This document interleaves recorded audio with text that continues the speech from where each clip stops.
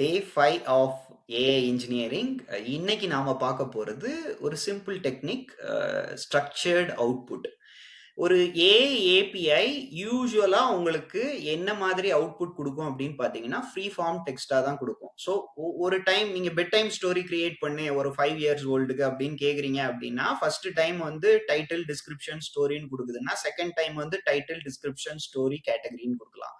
Third time வந்து description story மட்டும் கொடுக்கலாம். ஃபோர்த் டைம் டைட்டில் ஸ்டோரி டேக்ஸ்ன்னு கொடுக்கலாம். ஸோ இப்படி அவுட்புட் ஒவ்வொரு டைமும் வேரி ஆயிட்டே இருந்துச்சுன்னா, நீங்க அதை மறுபடி பார்ஸ் பண்ணணும். பார்ஸ் பண்ணி யூனிஃபைடு இன்டர்ஃபேஸ்ல வந்து யூஐல காமிக்கணும்.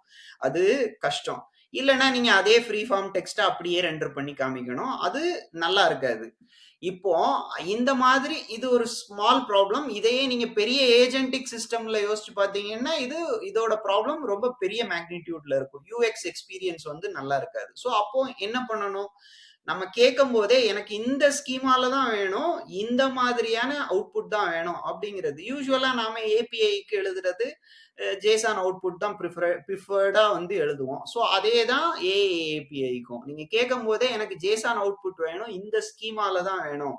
டைட்டில், ஸ்மால் டிஸ்கிரிப்ஷன், அதாவது ஷார்ட் டிஸ்கிரிப்ஷன், ஸ்டோரி, டேக்ஸ், இந்த 4 எப்போதும் எனக்கு இருக்கிற மாதிரி ஸ்கீமால கொடு அப்படின்னு சொன்னா, நீங்க ஒரு ப்ராபபிலிஸ்டிக்கான ஏஏபிஐய டிட்டர்மினிஸ்டிக்கான அவுட்புட்டா வந்து மாத்துறீங்க.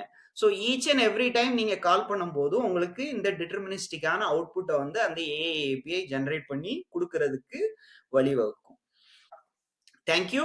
என்னோட ஸ்கூல் கம்யூனிட்டியில நான் system engineering plus AI engineering challenges வந்து வீக் பை வீக் ஷேர் பண்ணுவேன். ஃபாலோ பண்ணிக்கோங்க. தேங்க்யூ.